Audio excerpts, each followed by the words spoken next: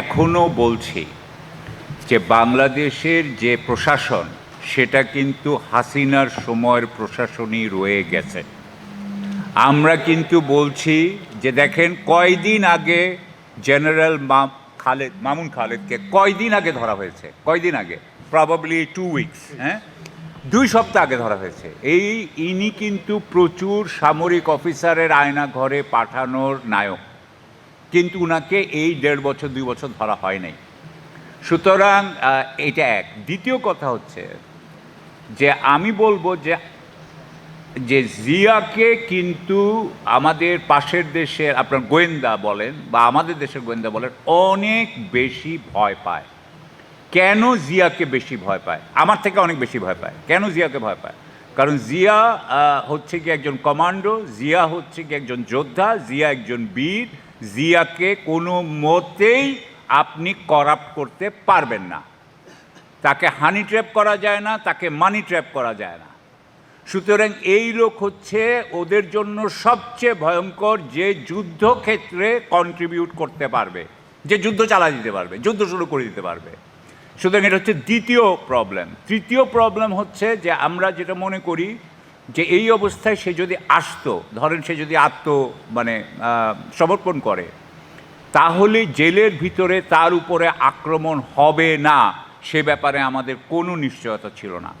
আমরা ওই অবস্থায় জিয়াকে কখনোই এনে ফেলতে চাই না। এখন যদি আমরা দেখি আমাদের অন্যান্য ভাইরা আছেন, যে আমাদের ছোটো ভাইরা আছেন যে যারা বিএনপি সরকারের সাথে কথাবার্তা বলছেন, যদি বিএনপি সরকারের থেকে আমরা সেই ধরনের নিশ্চয়তা পাই যে তাকে সম্পূর্ণভাবে দেখভাল করা হবে, তার পক্ষের লোক আছে বেশি, তাহলে অবশ্যই সে আসবে। সে তো আসতে চাচ্ছে, প্রতিটা মুহূর্ত সে আসতে চাচ্ছে, কিন্তু আমাদের এই কারণে আমরা আসতে পারি নাই, কারণ এখনও আমাদের দেশ ঠিক হয়নি। ধন্যবাদ। জিয়ার যে ব্যাপারটা আসছে, যে কেসগুলি তাকে সাজানো হয়েছে, সেই কেসগুলি কিন্তু নিয়ে কোনো কাজ হচ্ছে না। প্রধান আসামি যারা, তাদেরকে আপনার ক্রসফায়ারে মেরে ফেলা হয়েছে। জিয়াকে সেই কেসে আসামি বানিয়ে তাকে 3টি মৃত্যুদণ্ডাদেশ দেওয়া হয়েছে। এটা তো বলে এই ইনসাফ কামের কথা না, এখানে এটা তো নিজের থেকেই ওঠার কথা, সরকারই তো করার কথা। দণ্ডাদেশটা স্থগিত করা হোক, তাকে একটা প্রোটেক্টেড এনভায়রনমেন্টে সে যেন ইনসাফ কামের জন্য নিজের বক্তব্য দিতে পারে, সেটার পরিবেশ সৃষ্টি করা হোক। সেটার জন্য এখানে দাঁড়িয়ে কথা বলতে হবে কেন? চেষ্টা করা হয়েছে, হয়নি। নতুন একটা সরকার এসেছে, তাদেরকে জানানো হচ্ছে, আশা করছি হবে। কিন্তু ওই যে দুঃখবোধ, আবার এসে দাঁড়াতে হচ্ছে। জিয়া, আমি তার সামরিক যে জীবন, সেটা যদি আপনারা শুনেছেন, এক্সাম্পলেরই একজন অফিসার। সে বিএমএতে যে ট্রেনিংয়ের পরে যে সমস্ত অ্যাওয়ার্ড দেওয়া হয়, তার মধ্যে ম্যাক্সিমাম সে পেয়েছে একজন ক্যাডেট।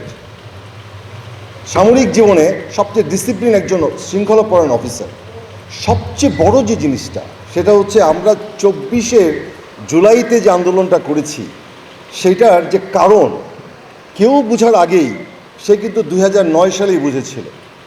অথচ এই জাতীয় বীরকে আমরা অবজ্ঞা করছি, আমরা তাকে একজন ফাঁসির আসামি হিসেবে বিবেচনা করছি।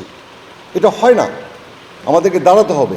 আমাদের আত্মীয়, মৌলভীবাজারের সবচেয়ে কৃতি সন্তানদের মধ্যে তার নাম থাকা উচিত। এই জিনিসটা আমাদেরকে বলতে হবে, যেহেতু শুনছে না, আমাদেরকে বলতে হবে। এই জন্য আমরা এসেছি, কথা বলছি, এবং ইনশাল্লাহ আমরা জিয়াকে তার যে পজিশনে থাকার কথা সেখানে আমরা নিয়ে আসব। সেটাই ইনসাফ। যে আমার মাথায় যে ক্যাপটা দেখতে পাচ্ছেন, এটা একটা মুক্তির ক্যাপ।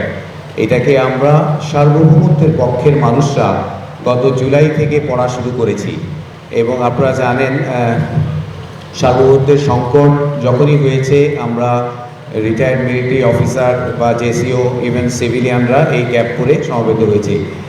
আমাদের আরও আয়োজন করে আরও সম্পৃক্ত হওয়া দরকার, শক্তিশালীভাবে সম্পৃক্ত হওয়া দরকার। শুধু মৌলভীবাজারের মাটি না, এটা বাংলাদেশের সার্বভৌমত্বের প্রশ্ন।